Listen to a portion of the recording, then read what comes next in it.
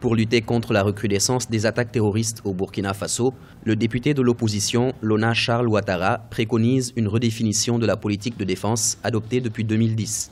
Il s'agit, pour l'ex-colonel de l'armée et ancien chef des opérations aériennes des Nations Unies, de commencer par le rapatriement des contingents burkinabés dans les forces de maintien de la paix. 2300 d'entre eux sont actuellement déployés en qualité de casque bleu au profit de l'ONU. Il faut que nous rapatrions nos contingents déployés dans les missions de paix. Vous ne pouvez pas aller chercher à protéger des pays amis si vous-même vous êtes menacé.